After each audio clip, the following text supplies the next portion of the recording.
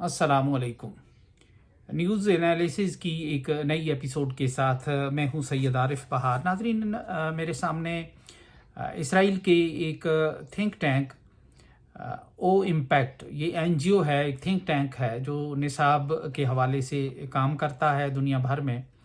तो उसकी एक रिपोर्ट है जिसमें कहा गया है कि सऊदी अरब की निसाबी किताबों से फ़लस्तीन का जो या तो नक्शा गायब किया जा रहा है या जो इस्तिलाह है, जो नाम है, वो गायब किया जा रहा है। तल अबीब से ये रिपोर्ट जारी हुई है और इस थिंक टैंक की जो रिपोर्ट है उसमें ये बताया गया है कि सऊदी अरब की निसाबी किताबों के नक्शों से फ़लस्तीन को गायब किया जा रहा है।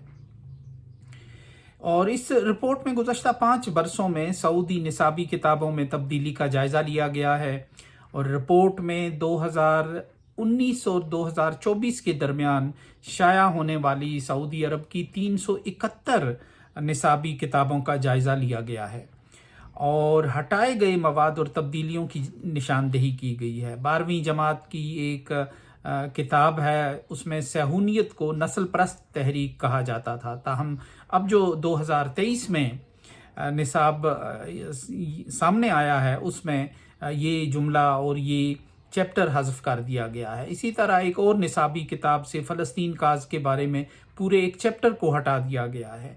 इसी रिपोर्ट के मुताबिक 5वीं और 9वीं जमात की जो समाजी अलूम की किताबें हैं उनके नक्शों से फ़लस्तीन का नाम हटा दिया गया है और 2022 से पहले यहाँ इन किताबों में फ़लस्तीन के नक्शे मौजूद थे और उन पर फ़लस्तीन लिखा होता था।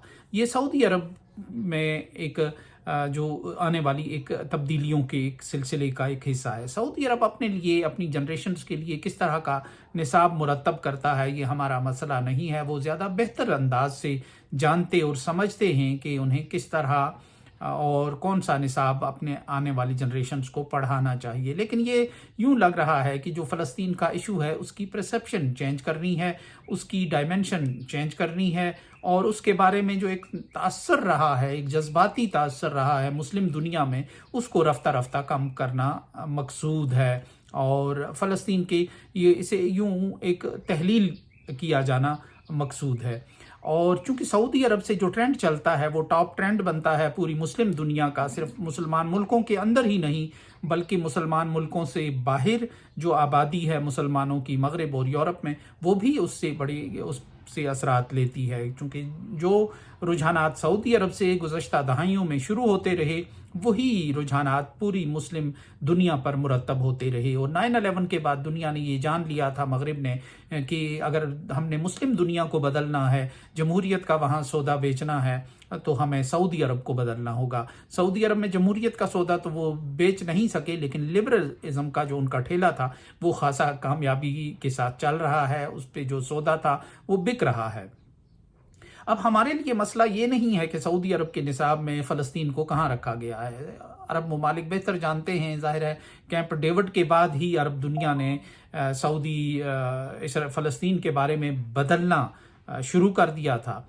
हमारे लिए मसला ये है कि हमें ऐसा ही एक कज़िया अपने रीजन में दरपेश है जो हमारे लोगों के लिए ज़िंदगी और मौत का मसला है, वो है कश्मीर का मसला। अब जो फार्मूला वहाँ लागू किया गया, फ़लस्तीन और कश्मीर के बारे में ये बात हकीकत है कि ये दोनों एक दूसरे से बज़ाहिर फासले पर हैं, लेकिन इन दोनों के मामलात और मसाइल न सिर्फ एक जैसे हैं बल्कि दोनों की अंदर जो तहरीकें हैं वो एक दूसरे से असरात कबूल करती रही हैं माजी में।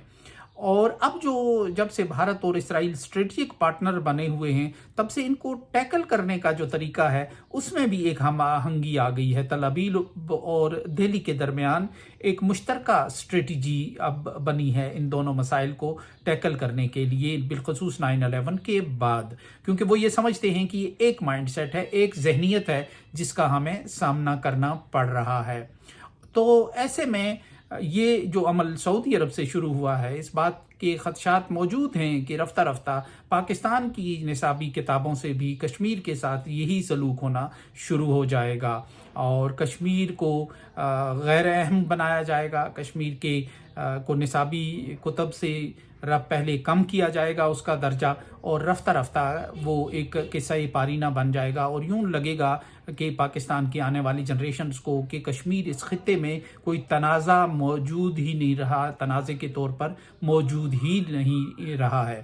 تو یہ خدشہ پوری طرح موجود ہے، چونکہ فلسطین کے بارے میں جو اسٹریٹجی اختیار کی جاتی ہے فیصلہ سازوں کی طرف سے، عالمی فیصلہ سازوں کی طرف سے، بلا شبہ وہی پھر کشمیر پر بھی لاگو ہوتی ہے۔ تو یہ ایک ایسا خدشہ ہے کہ جو سعودی عرب کے بارے میں اسرائیل کی جو تھنک ٹینک کی رپورٹ ہے، اس میں آنے والے دنوں میں ہمیں کشمیر کے حوالے سے بھی ایسے ہی رویے اور اسی زاویہ نگاہ کے لیے ذہنی اور عملی طور پر تیار رہنا ہوگا۔ سو اس کے ساتھ ہی اجازت دیجیے، اللہ نگہبان۔